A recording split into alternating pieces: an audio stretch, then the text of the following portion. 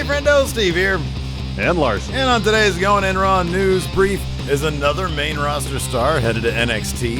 We preview AEW and NXT, but first, Jey Uso talks about a huge change made to his Roman Reigns feud. Larson, what's in the news? So yeah, during a recent conversation with Peter Rosenberg, Jey Uso mentioned that WWE decided to extend his feud against Roman Reigns because it was so damn good. This is what Jey had to say, quote, this was a one and done, supposed to be. They were like, this shit is fire right here, bro. I think I was just to get Roman to the next homie, but man, you see the storytelling. This is real. The feeling's right there. The promo's right there. If you watch the match back, the match was basic, but what grooved is the damn story, and that is the main thing. We're showing real emotion. We're showing you feeling. You can put the Fiend in with Roman. You can put Seth with Roman. Whoever, whatever top guy they got, put him with Roman. I guarantee you, Oos. They didn't pull out emotion.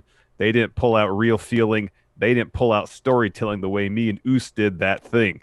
Tell me you didn't feel like you were watching a damn movie. You forgot you were watching wrestling. When I watched it back, I was watching that thing like I wasn't in it. I was like, man, this is good. This is my best work.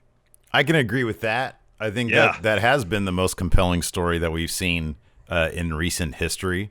It's not shocking that they wanted to capitalize on this a bit more, drag it out a bit more, because there's plenty of stuff there still to mine. There's a lot to mine, and I'm looking forward to this Hell in a Cell thing with this mysterious stipulation, which I would think has got to be no more Jey Uso and family coming to Thanksgiving. Well, I've seen other people speculate that if Jey loses, that he does have to call Roman his tribal chief, and then from there, what? I don't know.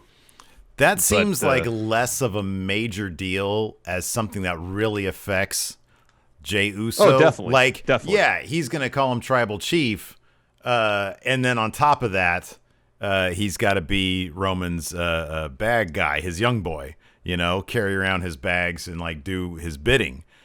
Something along those, like when John Cena had to join the Nexus, something along those lines. I think to make it much more personal, kick him out of the damn family. Then it's sort of a win-win for him anyways, because then he doesn't have to be just known as a twin brother, because he's not the brother to Jimmy Uso anymore. He could be his own guy. He's got to come up with a new last name. I don't know. I feel like the thing that's driven this feud so far, obviously, has been the family dynamics. It's been the personal relationship here. Make it about that even more. Double down on that. Totally. Because that's what has worked. This isn't. I appreciate feuds that are about competition, strictly competition, because those can be effective, especially if there's some underlying motivations leading to such heated competition.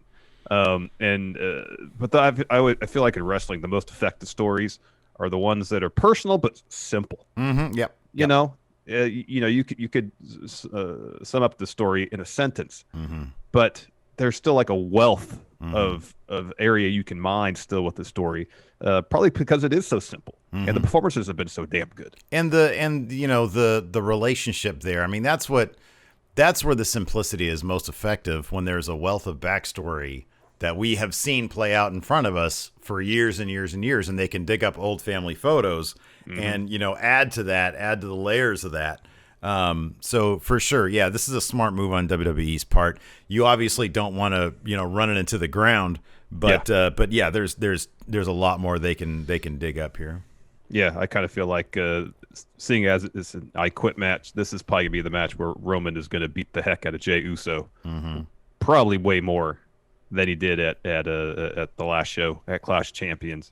I would assume, given the I Quit stipulation, given it's in Hell in a Cell, this is one that's going to get like super uncomfortably violent for a longer time than what we saw at a Clash Champions. Yeah, should be really good stuff. Really good stuff, the idea of one of your favorite NXT stars, maybe ever, heading back to NXT. Now, yesterday we reported about Andrade possibly staying on Raw as part of the WWE draft, or part of being, I guess, a free agent and re-signing with Raw. PW Insider suggested that was the case, but following a post by Andrade with a picture of him holding the NXT title, PW Insider reports that a return to NXT was, quote, something that was discussed in the last week. Oh, that'd be great. Yeah, obviously, hey, put him with Legado del Fantasma. That'd be pretty rad. He could be their higher power. I like that idea. I think that'd be cool. That's not bad. Not bad. He took part in probably my second favorite NXT match of all time. First Sasha versus Bayley at Brooklyn 1. Second, Andrade versus Johnny Gargano, TakeOver Philadelphia. Just a masterpiece of wrestling storytelling. That match is so damn good. There's been all sorts of starts and stops with Andrade on the main roster creatively. He was involved in a pretty good thing with Rey Mysterio that kind of fizzled. It seemed like he and Angel Garza were maybe on the precipice of winning those Raw tag titles from Street Profits, and then they were basically broken up. Yeah. And then yet they got another title shot afterwards. And even after that, everything seemed cool. It wasn't until Garza got hurt that they're like, all right, well, you can go your separate ways now. So if he can go back to NXT, and they could find a direction for him that's good, I'd be all about it because he's fantastic. Yeah, that's the key. You'd need like some really solid creative for him. Yeah, and I mean, I don't know how much of a change. Like, you and I were both rooting. We've always been wanting to see, ever since we were exposed to Finn Balor's work in New Japan, we've always wanted to see that Finn Balor. And so they were able to pivot to that.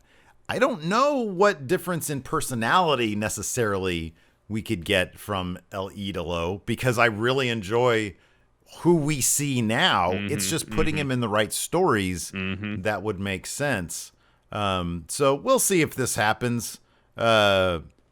I mean, considering that his fiancée, Charlotte, is on Raw. Yeah, there's that too. Odds are he's going to stay on Raw. But given how WWE is not traveling now, it seems like they're probably going to be traveling anytime soon. The whole idea of splitting up couples across brands, I don't think is as huge a deal as it would be otherwise. Yeah. And when WWE returns to the road, they can, address it then. Well, yeah, I'd suggest this. It sounds like they're maybe future-proofing at this point, and maybe they would have landed there anyways, but Bianca Belair and Montez Ford both landed on SmackDown. That was a change for them. They kept Keith Lee and Mia Yim on the same brand. It seems like, just from that evidence, maybe they're more inclined to keep people on the same brand. So I would think that that's like the lone piece of evidence that we have to suggest, maybe he'd stay on Raw. But like you said, they're in the same area anyways. Like, I don't know it'd be that big of a deal, but maybe that. I think you're right about the future proofing aspect of it. But if they have Andrade go to NXT for a bit, and it looks like they're going to hit the road, and they want to bring him whether to Raw or Smack or Raw, there's probably a way to do it. Yeah. We'll see what happens. There is an NXT and an AEW. It's the anniversary show tonight for AEW. That should be a lot of fun. Yeah, it's loaded. NXT, all we have for them is a Dexter Lumis versus David Priest match for a North American title. Oh, this is for the title? Cool. Yeah, I believe so. And then Oni Lorcan and Danny Burch are going to be taking on the Undisputed Era for winner at the tag titles. Yeah, they get tag title shot, and also there's an Ember Moon interview. Mama wants some gold. On, what's that? Mama wants some gold. Yeah. Over on AEW, as you mentioned, anniversary show. This is a pretty stacked card. Got Mox versus Lance Archer for that AEW championship. TNT title also on the line. Cody versus Orange Cassidy. Women's championship also on the line. Hikaru Shida versus Big Swole. Hey, you wanna this might be an unpopular opinion for me. Big Swole should win this title tonight. Because she's like the only person who's been involved in like anything resembling a feud as of late. It'd be a great surprise. I really enjoy her work, and she can get right back into a thing with Britt Baker for it. I think that they should pull out at least one sort of surprise like this tonight. I understand, Britt Baker had a write-up in, I think, Fightful about how, the women's division in AEW has been pretty severely afflicted by the COVID thing. And that's one of the main reasons why you haven't seen a lot more being done with the women's division. And on top of that, injury, Statlander and her were both injured. But I can't think of a better way to sort of kick things up a bit, just to give that division maybe a kick in the butt while people are coming back from injuries, while, travel restrictions might be loosening up in the next couple months. Give that title a big swole, give us a surprise, do something with it. And then you can come back around to Shida when you have more people around if they want to do more feuds and stuff. Yeah. Also, tag titles on the line, FTR versus Best Friends. This will be the 20-minute time limit draw. Wait, I thought, was this the one that's the 60 minutes? Oh, sorry, it is 60 yeah, minutes. Sorry, yeah. Sorry. This is not a 20-minute brush with greatness. Yeah. And then Kip and Miro will be in action. And then finally, MJF. He's got his huge announcement tonight. What do you think that's going to be? It's the anniversary show. It'd be great if it was something huge, like he's somehow found a way to buy the entire Inner Circle out from under Jericho, and you turn Jericho face. Like, I feel like with all the people back singing his theme song, that sort of needs to be a thing anyways, man. Let's do it. Let's do a turn here. I know. I think that'd work really well. Before we go, I want to give a quick shout out to the friendo Alex Beast. He's the guy that interviewed Cody for our story yesterday. He actually sent me the link to it yesterday in my Twitter, and I sort of saw it. I glossed over it because I just had like a lot of stuff going on. And then we ended up talking about it, but I didn't put two and two together and say, this is the thing. So cool. Friendo was the one that interviewed Cody for that article we did yesterday. Cool. That's super awesome. About the New Japan stuff. That's super cool. So shout out to Alex for tossing that in our direction. Also, shout out to Going in Raw co-founder Dan Nerd Cubed. He's a movie star now. He's a big movie star now. That is awesome. Super proud of Dan. He's been working really hard, and is happy to see him, reach just astronomical levels of So it's success. called the Polybius. What is it? The Polybius what? Heist. Is it the Heist? I believe so. The Polybius. Gee whiz. Ashens and the Polybius Heist. Oh, yeah, there it is. Ashens and the Polybius Heist.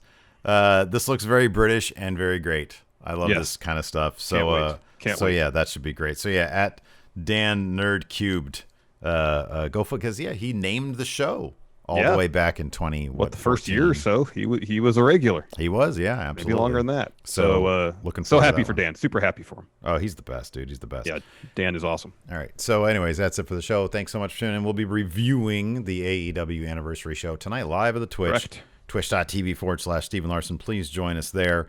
Thanks for watching, everybody. Till next time, we'll talk to you later. Goodbye. Be a part of the best pro wrestling podcast today at patreon.com/Steven Larson. Enjoy tons of bonus videos, including patron-only live shows, gameplay, and vintage 10 for the wins, access to podcast question threads, the Friendo Care Package, and so much more. Support Going In Raw today at patreon.com/Steven Larson.